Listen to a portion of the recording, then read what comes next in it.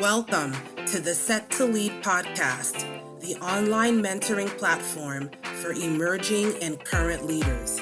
My name is Marianne Samdi, leadership coach and talent development expert, and I will be your host.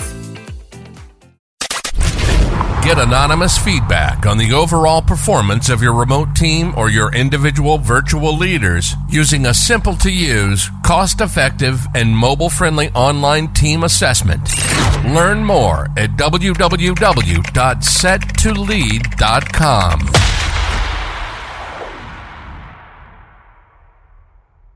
Hey, Jessica, how are you? Hi, I'm great. How are you? I'm doing really good. I'm really happy that you were able to stop by today. This is going to be a really great conversation around personal branding. But before we get started, would you mind giving the audience a little history of who you are and how you got started with personal branding? Absolutely. Well, I'm a strategist and a business coach for really coaches and consultants, many of whom have exited the corporate world and are stuck in the low six figures and want to scale. And my focus is, how do you sell ultra high end services with a high emphasis on the B2B market and selling back to companies. And so my background is in business. I actually built multiple companies. I took about a 4-year break and had my own Eat, Pray, Love journey before coming back to the United States and building my business from the ground up. I did a lot of behind the scenes kind of done for you.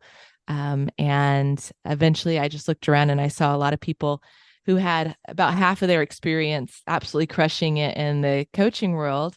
And my heart is being a teacher. And so I said, the old adage is true: give a man a fish, feed him for a day; teach a man to fish, feed him for a lifetime.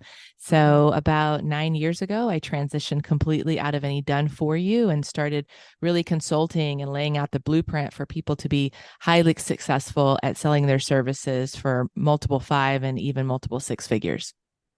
Nice. Now, you said you had your Eat, Pray, Love moment outside of the US. Where was that? I was working a startup company and I ended up walking away from that company and buying a one-way ticket to Southeast Asia. And I spent about 4 years between Southeast Asia and Central America, mostly staying in Thailand, Bali, and Costa Rica. Wow. So when I go there, I know who to call. You can tell me all the great spots. I definitely have all the great spots. So I will say this is a long time ago now, so things have really changed and all of those are all hot spots now. They are. And I think things are really different, but I could certainly give you guidance to certain places. Okay, thanks. Remember you said that, okay? Yes. So before we get, to taking a deep dive into this topic, I know a lot of people probably understand what personal branding is, but I want to set off with defining what it means from your perspective.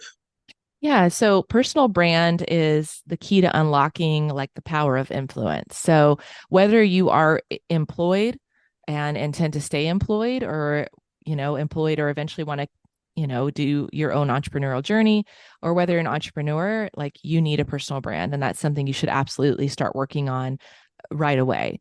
And some people think of branding as just photos, and branding is so much more. It's the underlying message that connects you to your audience. And so it's a combination of not just the right images, but the right colors, the right message, sharing your values, and ultimately matching those up with the people that you want to serve or at least be influential to.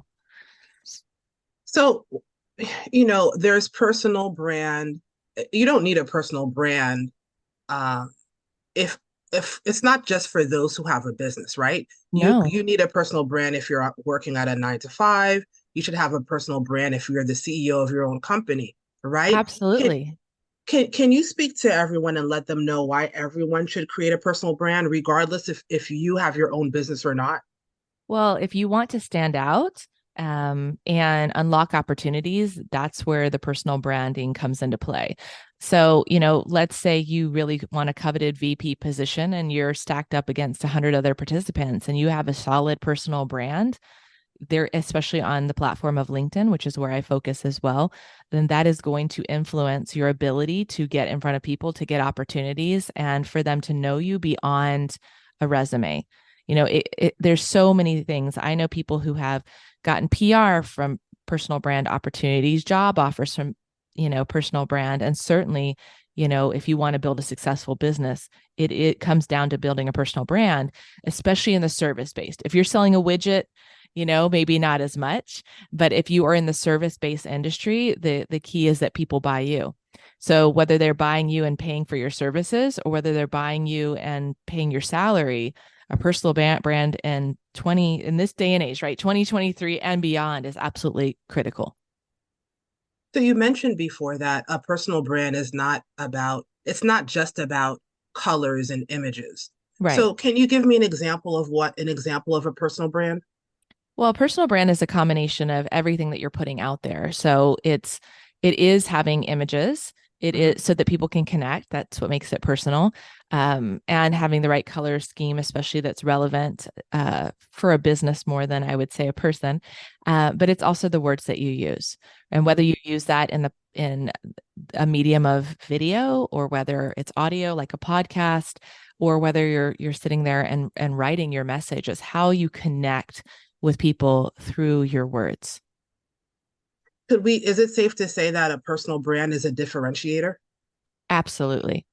Absolutely. Because if you think about it, there's plenty of um there's tons of employees out there, and of course, and there's tons of business owners out there. And so how do you stand out? It comes down to your personal brand, right? How are you building influence? How are you educating and informing others of what your knowledge is so that you can build credibility, what your values are so that they feel connected to you, how you're adding value to their lives. Okay. You know what, Jessica, I think that now with social media being the hot thing, personal and your personal and professional life is increasingly being blurred. Yes. And it seems like to me that we need some boundaries there. How can someone create a brand that resonates without sacrificing their privacy or personal boundaries? Well, it's a few things. One, you need to decide where you sit in the spectrum of polarity, right? Hmm. You have people who are going to be very extreme and share their viewpoints, and they are going to create a cult-like following of their like-minded people, and they also are going to receive anger from people who disagree. And we are, with cancel culture so prevalent, like that's a risk. And then you have people who are more neutral. Now, where I have sat when if we're talking about political issues, religious issues, things that I was raised at, certain things you just don't talk about, Hmm. right? Like dinner conversation, no nos. That's how my parents raised me. I don't talk about that stuff on social media. Personally, I'm Switzerland. And the reason why, and I do encourage my clients to be Switzerland for those major issues. There are some exceptions. But the reason why is, if you look at business today, we're multinational, we're multicultural, right? If you look at just the way that we do business with people from all around the world. If you look inside of a company, there's people from all different religious, ethnic, gender, everything backgrounds. And so, you know, my philosophy is that, if someone has a problem and I can help them, and we share values around, integrity, for example, and adding value to our clients' lives, impact, for example, then I will do business with them, right? Because this is the way business has been done for a long time. Hmm. Um, you can decide where you want to sit. Um, I do think there are certain things where you can like put your stake in the sand. And I will call out certain practices in the industry that I don't agree with, for example, but I tend to stay neutral when it comes to hot topics. And I think in this day and age, especially if you're going to be employed as well, that you have to be very mindful of that, Hmm. right? Because, um, HR can see you as a walking liability and never even open that door for you. Hmm. So it's about finding what is your balance, and where, again, how much you want to share, and what is professional versus what is personal around those topics, and navigating those waters mindfully so that you are still building the type of influence you want, and you're still inclusive, and all the things that are necessary. That makes sense. That makes sense. I can get it. I will Um, say this though. I will say that be careful of oversharing. mm, So oversharing personal things. And I think, I believe it's totally fine to share something personal, be vulnerable, something traumatic occasionally. mhm, Where I think people go wrong is where they use social media as their personal like dump of everything that's happening wrong in their lives. yeah, And, there's only so much that people want to hear of that. And it does diminish your credibility. And I've seen this from influencers where you're like, wow, you completely overshared, and where they had a mental breakdown, and their life spiraled out of control and they posted 8 times a day about it. So again, remember that you're trying to build influence. That is your goal. You want people to remember you for your message, and hopefully your message is mostly positive and about helping people. Decide where you want to be in terms of how neutral or, again, polarizing you want to be on topics, and know what risks come with you becoming more polarizing. And then share, but keep it professional, because you can spend years building your credibility only to destroy it in a matter of days or weeks or months. Remember that social media remembers, right? And that is, you're building your body of work, and you want your body of work to um, represent the positive and the value that you add, and not everything negative or what's going wrong in your world, if that makes sense. it does. It does. I hear what you're saying, and then as you explain, and everything I believe everything you said makes sense. And what stood out to me is you said be mindful, right? Mm-hmm. Uh, Yes. so I'm wondering when you consider your passions and your personal interests, and you match that against what it is your service is or what your profession is, how do you balance passion, personal interest, and authenticity? Right? So Yeah. uh, you mentioned, think about frequency because you mentioned, and it wasn't just, but you said sometimes you don't want to mention one type of thing 8 times a day if you Yes. think it might diminish your credibility.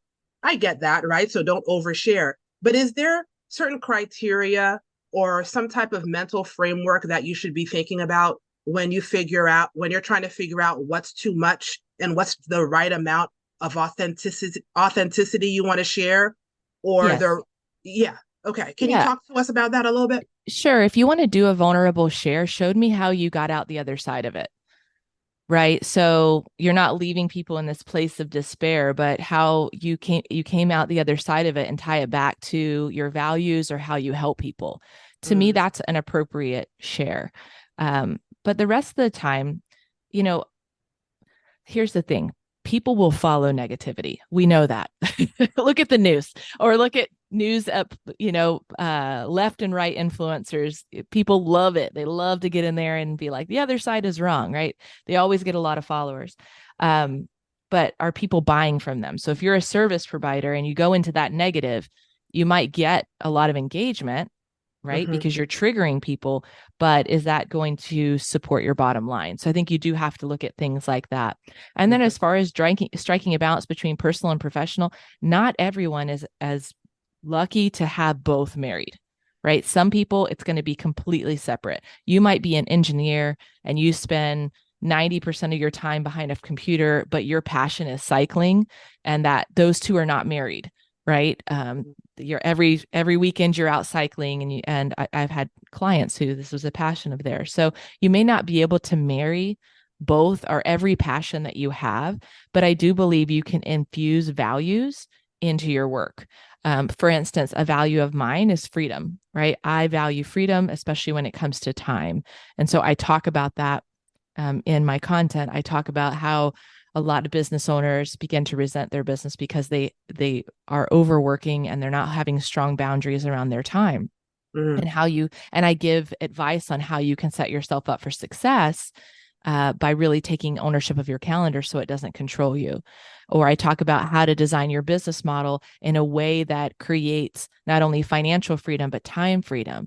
So there I've taken something that I'm passionate about, which is freedom, and I've taken a value and I've infused it with um, really value add information for my audience. Understood. Understood.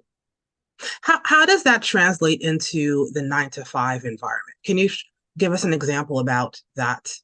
How you show your authenticity and link it back to company objectives or company goals.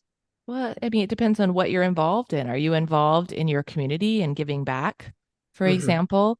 Can you tie your family back in somehow, or how you show up and the time and how you're dedicated to your family? I mean, it really depends on honestly the culture of the company. Hmm. So that's a little bit tricky. If you have a Hmm. great culture, you might be able to easily tie it back. If you don't have a great culture and you have a toxic work environment, it might be hard to present the positive threads in there to weave that in. Good point. The culture, right? You've got to assess the landscape first and then figure out how to weave it into it. Right. I mean, we talk about this all the time. I mean, if you see the number one thing I feel like on LinkedIn is around people leaving jobs that they hate. Hmm. I think top things I see are, people like own your value, don't work for a toxic boss. Like there's a whole movement on LinkedIn happening right around that right now. And the other thing I see that is really popular and shareable is around productivity. So, productivity and healthy habits, high performance habits. Those are two trends that I feel like are very popular in LinkedIn right now. But if you're in a negative work environment, uh, you're going to have a negative spin on what you share for sure. Right. But maybe you wait and you share when you come out the other side and you have that hero's journey of how you left that toxic boss and or the toxic work environment and found something that did align with your values for the same pay. And for some people it's more and some people it's even less, but it's Hmm. worth it. Yeah. Have you tried AI yet, Jessica? Certainly, we've Like tried. ChatGPT? Yeah, we've certainly used ChatGPT in the business. The issue with it is you've got to have to give it great prompts. And I do feel like ChatGPT is evolving and there's certain ways that we can use it. Hmm. Um, but there's other things where to me it just sounds too robotic. And I'm Yeah. someone that has a ton of content out there to feed it. But I think it still has a ways to go to to completely find my voice. But I was just sharing this with my daughter around AI. She's 9, and how rapidly things are changing and how we're transforming how we interact with the world. I just went to a museum where it was completely interactive art, and a lot of it was AI generated. It was very interesting.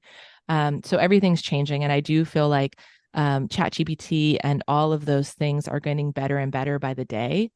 Um, what I would just say, proceed with caution, is to people who are kind of feeding things and not prompt masters, if you will, and it's spitting out something that isn't authentic or it sounds very robotic. I can usually spot something written by ChatGPT pretty quickly. So I asked that so I could lead up to, are there any tips that you can share with the audience on how they can ensure their personal brand remains genuine, and distinct, especially in this increasingly automated environment that we're in? I mean, exactly what you're doing right now. It's going to be authentic when you sit down and record a podcast interview and you have a real conversation, right? Mhm. Because it's gonna have an organic nature to it. Yeah. When you do your videos, that is you, right? If you sit Yeah. down and record a video, I write my video Hmm. scripts and I record them. That is my voice.